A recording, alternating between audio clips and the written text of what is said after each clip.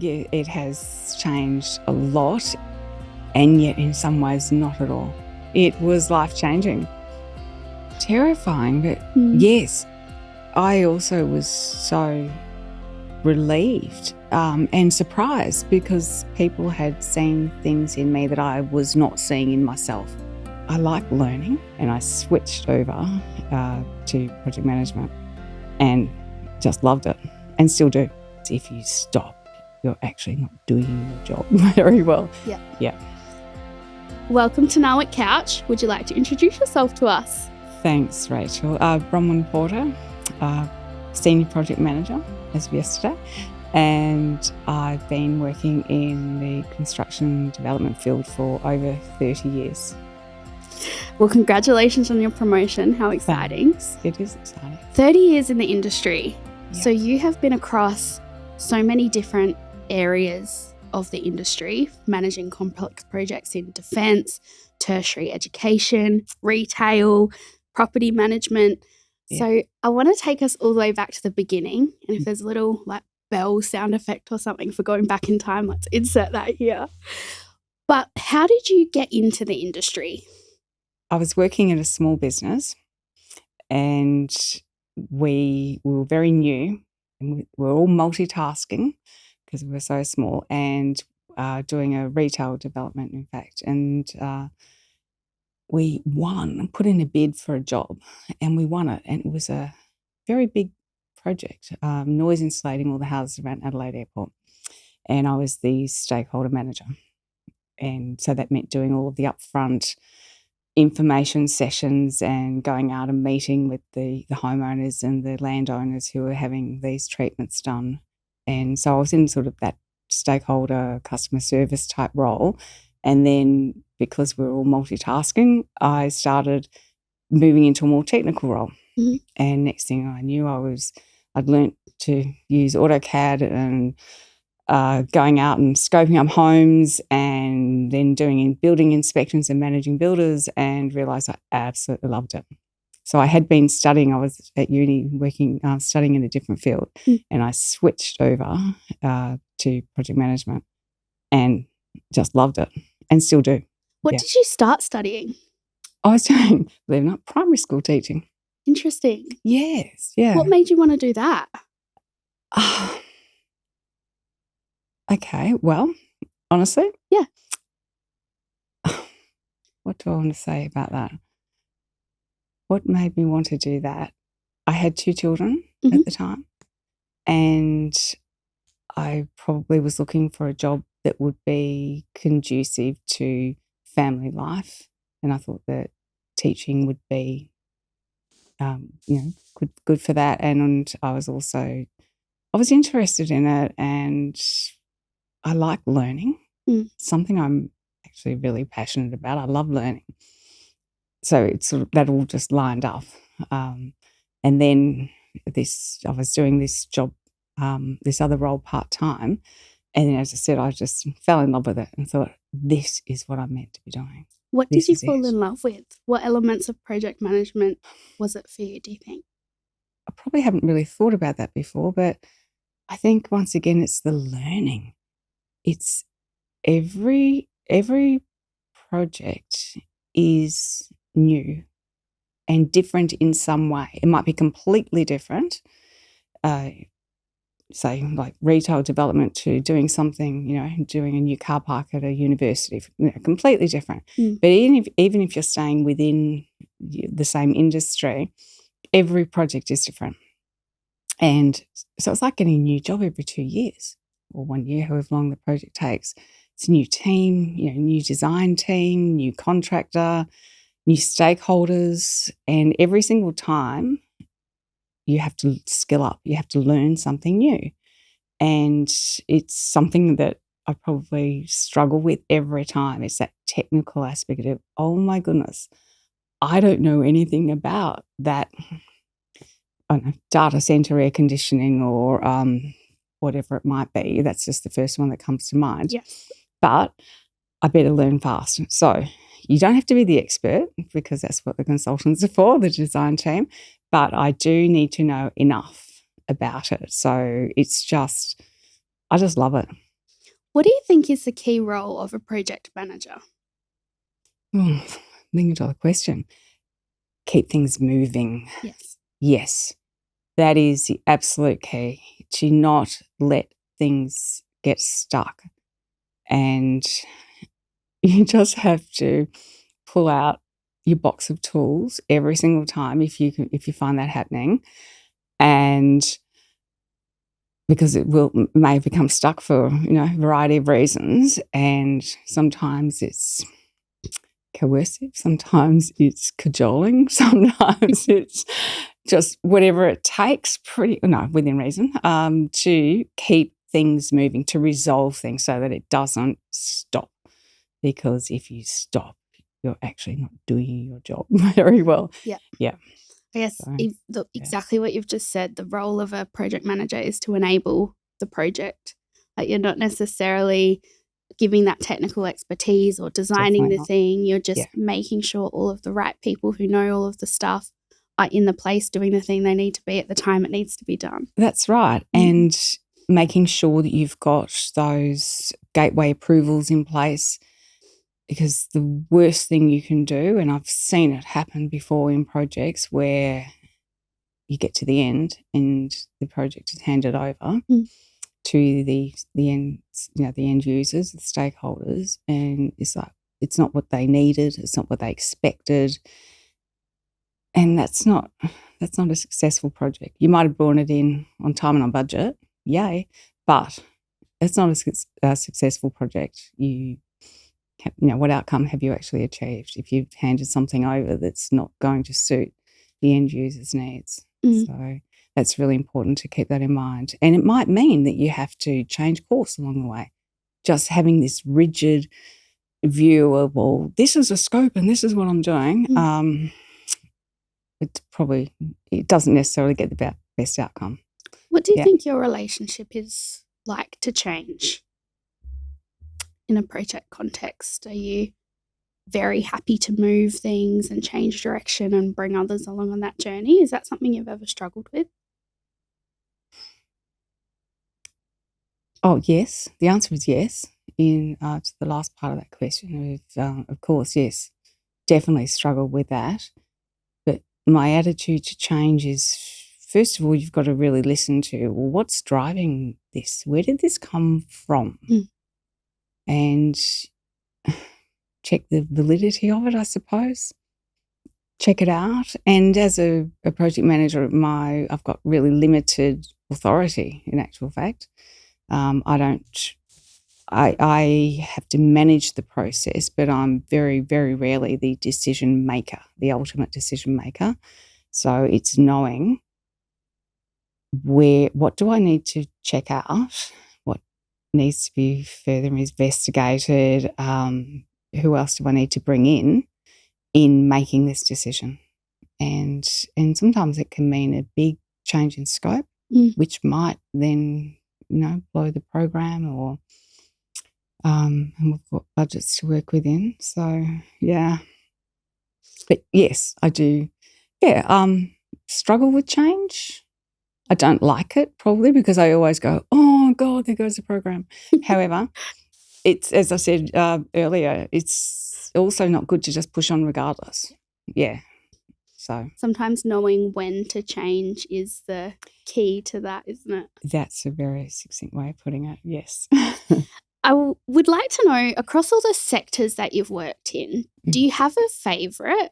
I mean, you've done education, retail, property, defence. Like, there's a lot of similarities, I assume, but also a lot of differences. Is there one that has been a standout for you? I think I can genuinely say that every project is something that I can get excited about. It sounds ridiculous and perhaps a little naive, but Not at all. yeah, no, there's not one thing. Which projects have I derived enormous satisfaction from? Oh, yeah, there have been some big ones, like Westlake's shopping centre redevelopment, and we opened something like 200 tenancies on one day, and yeah, that was big. It was good. It was exhausting. And yet a project that I just handed over earlier this year was also enormously satisfying, and partly because the end user is so excited about it. They're so happy with what they've got. Yeah. Which then it allows them to do their jobs better in what they're constructing for us, for all of Australia. So, yeah. Do you think your love for the projects you've worked on says more about you and your ability to find the joy and the fulfillment, I guess, in what you're working on? Or do you feel like you've just got very lucky with all of the projects you've worked on? No, I don't say that it's luck. It's probably, perhaps it's a mindset. And I'm also, I don't have these grandiose ideas for myself, or some idea of I'll only be happy if. I'm not geared that way. I'm not hugely ambitious. I just love what I do. And so I don't mind. What's more important to me is the team around me. That's what matters to me. Yeah, very much so.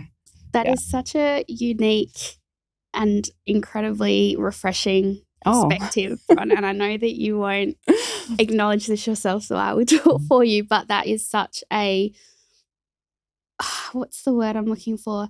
It's just such a unique and valuable trait in a person and a leader. Is it? Yes. Thanks, Rachel. You're welcome. I'd like to know, so you've been in the industry for 30 years. Yeah. What have you seen change in that time? Yes. It has changed a lot, and yet in some ways not at all. Frequently, I am still the only woman in a room of 15 to 20 men. Does that bother you? No. I don't think I even notice it anymore, unless someone else points it out. But I see the younger groups, such as yourself, coming through, and there's so many more female engineers and construction management people, and that's coming through. So that is really exciting. Yeah, and apprentices. I'm seeing more and more women at work now, which is really great. So, yeah, so it's happening. It's happening slowly, but I think we're getting there. Why do you think it's exciting to see more women in those roles that you just mentioned? I think it gives a balance to the room, and it's half of the population. So why would you not? Yep. Yeah. Why would you not? And now there's less emphasis on, I think, manual handling and the things that stereotypically you had to be physically strong enough to perhaps lift, move, do things. And there are still many roles like that. I see the guys jackhammering, and I will never, ever, ever want to be on the end of a jackhammer. That looks awful. So, I'm not saying that it's easy and that it doesn't exist, but I'm thinking that there's less emphasis on that now. And so that opens up more opportunities for women to be there and where they should be. So I think that is such a good point, and I do agree with you that particularly that de-emphasizing the physical strength, because we have more tools in place to enable the work to happen without it having to come from somebody's body, which is good for everybody. Yeah, there's more tools in place, and there's a much greater emphasis now on work health and safety, and just all of the aids that come with that in the way that people, for example, lift things. It just wasn't there before, and now it is, which is great. So I'm interested to hear from you as well, if you feel comfortable sharing, about what it was like to have kids and a career 30 years ago. It was pretty challenging, and I know that it still is. Not kidding myself there, and but when I had children, there was almost no parental leave. They used to call it maternity leave in those days, but there was almost none available at all. Very few places. I think school teachers and perhaps some sectors of the public service might have had it, almost nowhere else. And I can say this, and I have almost a sense of shame in saying it, and I hope my children don't see this interview, but I would have to pretty much pretend that I didn't have children to not rule myself out of roles, out of future prospective jobs. So yeah, it was like they didn't exist, except of course they did, and there was very little allowance. There was no flexibility in work hours, and so thank goodness that has changed for women and for men as well. My son works in the industry, and he has a child, and it's just so good to see that there are those provisions in place to make it possible to be both a parent and a good worker. Yeah, employee. I can't imagine what it would have been like trying to not keep it a secret, perhaps the wrong phrasing, but to not actively, bring your whole self to work and talk about your home life. And I mean, I don't have kids, but I have dogs, and I talk about them at work all the time.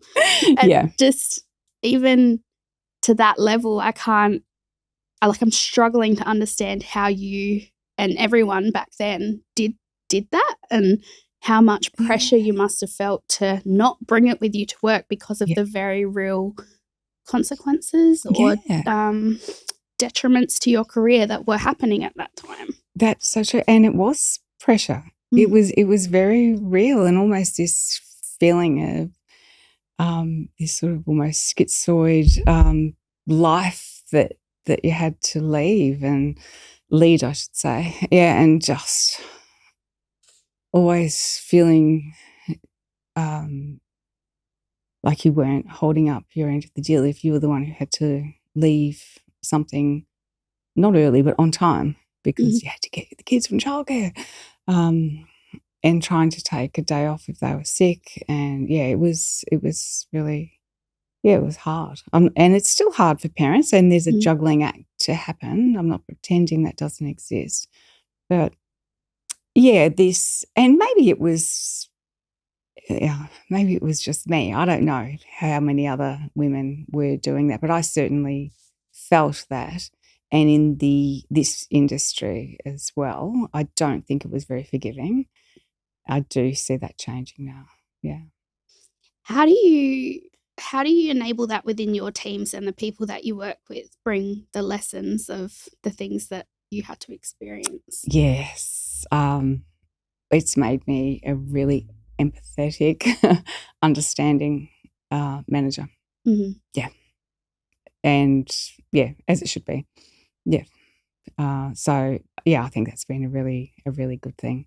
Like, I actually really get it if someone has that situation of a child and they're sick, or something's happened. It's like, I completely understand. What can I do to help? Which I don't think that was possible for me. Have you ever had that, it was hard for me, so I'm going to make it hard for others kind of perpetuation attitude? I've seen it in the industry, and it's still happening, funnily enough. This came up at my workplace the other day. We were talking about it. I can see that it still does exist. When I was a graduate, we got flogged, so therefore you should too. Less and less so. I think younger workers are also more aware of their rights now, and are perhaps more prepared to push back now. I'm not really sure, but I think it still exists, but I think less so. I hope so. Do you think it's helpful in any way? Which is what helpful? To have that kind of attitude of I suffered, so others have to as well? No. I agree. I can't. No, I can't imagine. I can't think of one reason why it would be helpful. No, that's right. I mean, it's not just in our industry. You hear a lot about it in medicine, and things are changing there. Law, my daughter's a lawyer, yes. Things are changing, but sometimes the wheels turn slowly. Yeah. But it's not helpful, no. No, don't do it, everyone. No. We attended a leadership course together. I looked it up. 2022 was when we did that. Yeah. And it was tailored to women in construction. And I don't think it's an exaggeration for me personally to say that it changed my life. Oh, you stole my line. Okay, that's right. You can have it. Go. Do you agree with that? Oh, it has been. It was life-changing. Yes, it was the best thing. And to anyone sitting out there, I strongly encourage you to do the NAWIC leadership course.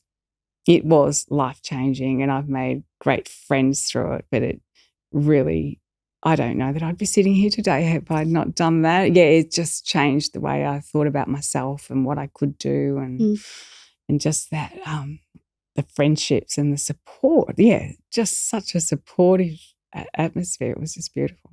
We had to do this activity in the course, and I know why you're giggling, but I'm going to pick that up in a minute. I've just thought of something else first, where we had to write on a sticky note and stick it on our shirts a word of what came to mind after the course of what we felt and what that course gave to us. There was one we did at the start, which was like a bad word of what we thought about ourselves, and then at the end another one. Okay. And the word that I wrote was seen. Like I felt seen and I felt understood. And it just, you reminded me of that when you said that the support and the camaraderie of that group was just out of this world. Yes, it was. Yeah. The part I am going to get onto now is there was this part in the course where we had to collect feedback from 4 to 5 people, including our managers. And you mentioned in that course that if you'd known about this particular activity that we had to do, that you wouldn't have done the course. So why wouldn't you have done the course if you'd have known about that feedback activity? Because it was as if I was either seeking compliments, or that someone might tell me something that I didn't actually want to hear. And then how would I deal with that? Yeah.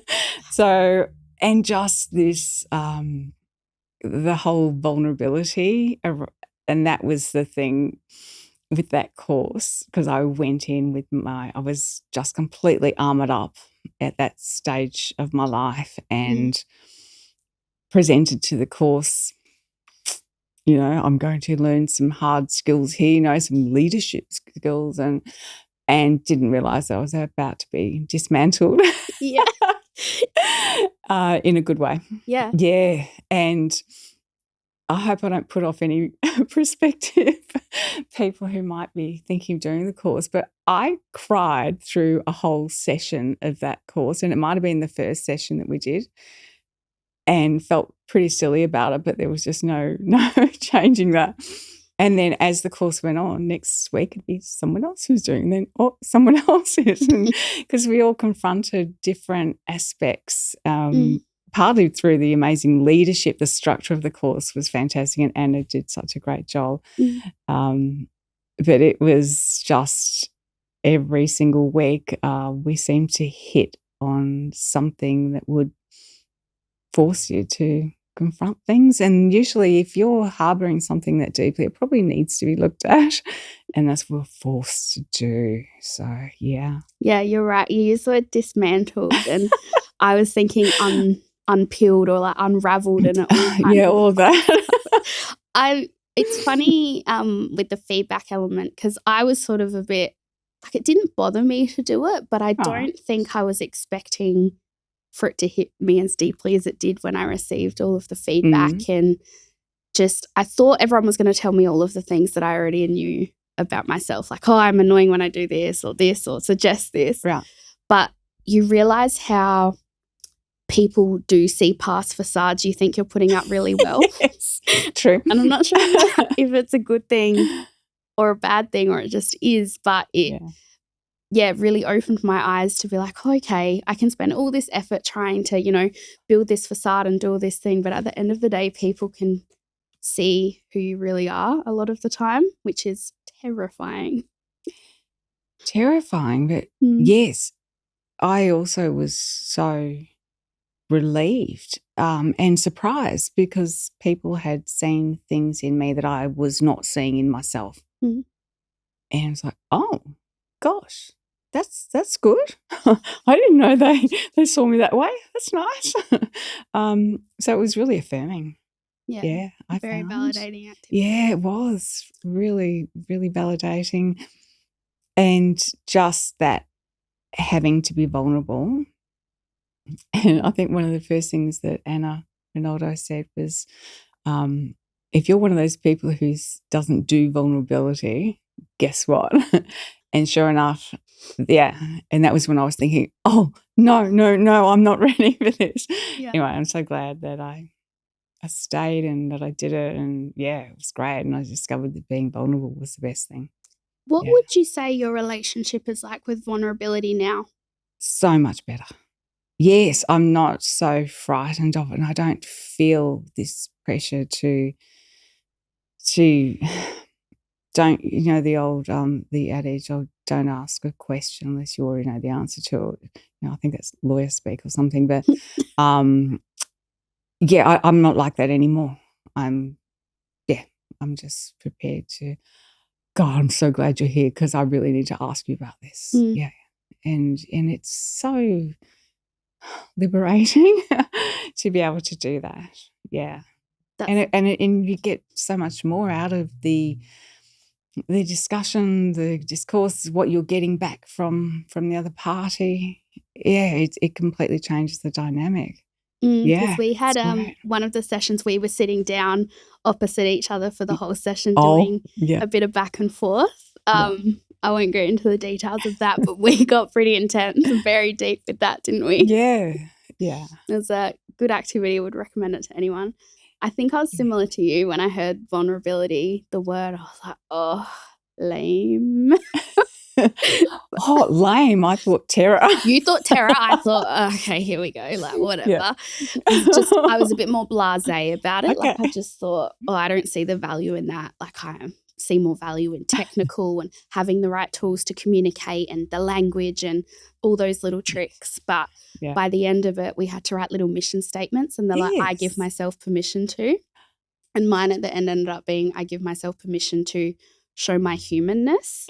Like, it's okay to be imperfect, and it is okay to embrace who you are and what you're passionate about and what you do and what you bring to the table. Yeah, let you come through. Yes, yeah, very much. Yeah. How would you encourage others to practice vulnerability now that you're an expert? Oh, gosh, I don't know enough I can really answer that. I guess if you can provide a really safe environment, an unthreatening environment, then hopefully people would feel safe to do that anyway. So that's probably, I think that's probably the main thing, is reassure people that this is okay and that, we'll just work through whatever it is, or support. I've had some workplaces where there's been an absolute culture of fear. And that is it's not conducive to any good outcome at all for anybody. And I'm not sure why any leader or manager would decide that that's the best way to get, to get the most out of your people, because it's the worst. So that is something I'm really conscious of, having worked I've had a couple of workplaces like that. Just that is not what you've got here. Yeah. I feel it's interesting that you said, I don't know why managers would choose to be like that. And I wonder if they're not choosing it necessarily, but they don't have the skills or the emotional intelligence or the understanding of vulnerability to do it any differently? Yeah, it's probably all of those things. Mm. And also, yes, haven't done any self-reflection either. But if they were to check it out, I think they'd find that it's not, they're not getting the best out of the people who are there to actually support them and work for them. So, And I wonder if with these types of people, if you suggested that to them, how that would go down. Really not well, actually. if you were brave enough, yeah. No vulnerability Good luck because they with don't that. want to look inwards. Good luck with that. Because if it's a culture of fear, no one is going to be brave enough to do that unless you've already decided that you're leaving and this was going to be your parting shot. Yeah, I can't imagine. Have you ever had to navigate a decision of trying to stay somewhere to create and be a change versus realizing that it's not a good environment to be in and therefore leaving, and how to grapple with that kind of internal push and pull? Probably not. I don't think that I ever felt that I had enough influence to be able to exert any change. So no, I was in the places that I'm thinking of. It was probably survive and leave. Yeah, I'd say. Yeah, I can't think of any situation where I might have, felt sort of empowered enough to have had any change. I don't know. Maybe after this interview, I might come up with some brilliant, oh, yeah, that's right, I did do that once. But there's nothing sort we of... get inserted in post. Not Send us a yeah, voice that's note. right. Yeah. I think there's quite a lot of power in leaving as well, making the decision, realising something's not right for you and being able to go and try something else. Yeah. But sometimes you need to dig into. I don't advocate just, it's got a bit tough and time to move on, because, if you're struggling, maybe it's something you actually need to learn. And maybe just staying is the lesson, and it's in resilience. And then you look back and you go, oh my God, I can't believe I did that. I survived that 3 years in that place or whatever. But look at what I've learned, and look at the skills that I took from staying in that environment, and look at what I learned. And then I'm someone who, I don't sort of look back with regrets, I don't think.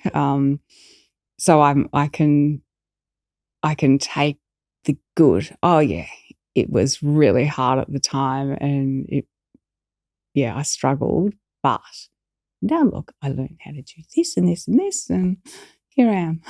I know you would probably never describe yourself this way, but I feel like it's the optimist in you.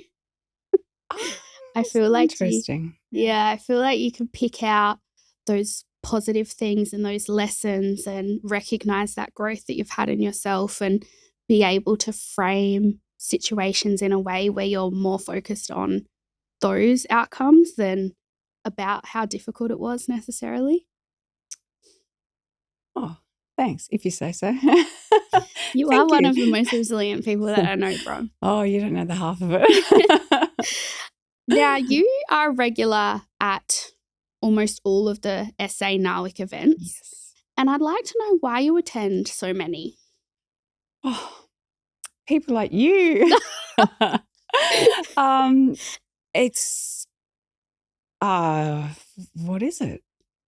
I'm probably a bit of an extrovert, and I like meeting people. I appreciate that to put on an event takes an enormous amount of effort and time, and you are all doing it in your own time. So, gosh, if I can't turn up, then, what's wrong with me? But it's also a bit of just giving back, because I am one of the older people who attend these events, and I love mixing it up with all you young girls. We love having you. Keep coming. And I learned so much from you as well. And it's good. I enjoy it, but I also appreciate that these events don't happen on their own. So and they're fun. And every time I come away with something that's just been fantastic, it might have been the speaker or someone I've spoken to that night, or yeah, I don't know. And you sort of never know what you'll get out of it until you go sometimes. That's right. What else do you think organisations like NAWIC can do to support people in industry like yourself, or like the people in your team, or people that you mentor? Oh, I haven't really thought about this before. I think that from what I see, now it seems to be offering such a wide variety of events anyway. You seem to cover all the bases. So there's nothing that I sort of feel is lacking or wanting. In fact, I'm going to the event Life Hacks or Hacks for Her. Hacks for Her. So I'm really looking forward to. So it's just pretty much all the time, whether it's just networking is fun, come along, meet people, great, or something that I'm going along to where I think I'll come out with some actual, skills and refresher. And there's nothing that I'm thinking, oh yeah, I really wish NAWIC would do X, but I'll give it some thought and let you know if I come up with any brilliant ideas. I've written here Bron's words of wisdom. Okay. And underneath it, I wrote mentoring outside of your industry, which is something you mentioned to me when we chatted before. So I'd like to hear a bit from you why you think getting mentors outside of your own industry is important and what you can learn from those kinds of people. I think that we can get very almost blinkered by what we do and the environment that we're working in and the people that we're generally sort of working with and meeting. But every industry is struggling with something or innovating in some way. And I think it's really valuable to learn from that. And there's usually some parallels. Or it might be something just completely new and refreshing. And think outside, just think more laterally. Yeah. What advice would you have for someone trying to seek out a mentor in a different industry? How would you find one? I think sometimes it's a bit of luck and it's who you know. But you can actively do that. You've got to be strategic about it. Says me, who's never actually had a mentor, but I would highly recommend that, and it's something that I probably wish that I had done some years ago. That would have helped. Interesting. I've just recently had an opportunity. Someone has reached out to set me up with someone who they thought would be a good mentor for me. Yeah, that's so there cool. you go. It can still happen. That's right. Yeah. It still happened. Yeah. My final question for all my guests is the same, and it is, why did you agree to come on NAWIC Couch today? And this question is very funny for me to ask you because I have never been rejected by someone as much as I have by you in my entire life. So I think I first asked you to come on before season 1 had even started recording and airing, back when this was an idea. And we've sort of had this real back and forth for the last 2.5 years, and you're finally here. So why are you here, Bron? Why am I here? Because you wore me down. That makes sense. Second glass of wine at the networking event, and I was like, oh, right then. No, it was probably masking. It was masking a fear. Yeah, that was why. Thanks for making me say that out loud, Rachel. It was masking. I didn't want to come here and talk about things that might be a little uncomfortable or might be a little revealing of me. Yeah, probably that privacy and nothing to see here, nothing to see here. It's one of the things that came up very early in the leadership course was about flying under the radar. And it was like, oh yeah, that's me. Just do my job. project focused. That's it. That's all I need. That's all I'm doing. So this has been slightly uncomfortable. Yeah. So what I'm hearing is alcohol and bullying was the reason that you agreed. Yeah. No, I'm joking. Pretty much. I'm not. Is there anything else that we haven't talked about today that you would like to use this platform to get out there? Oh, other than just thanking NAWIC and that it exists and extolling the benefits of it and really encouraging anyone, it doesn't matter what age, stage or type of role you have, profession in construction and development, it is such a great environment. And I love it. I've just met so many wonderful people, but what it's done for me, it cannot be measured in actual fact. Yeah. You've had such an incredible career and life. Think? And you have so much to offer people, even though you'll never admit it. And I'm so glad that you shared just a little bit of that with us today. Thank you. Thank you. Yeah.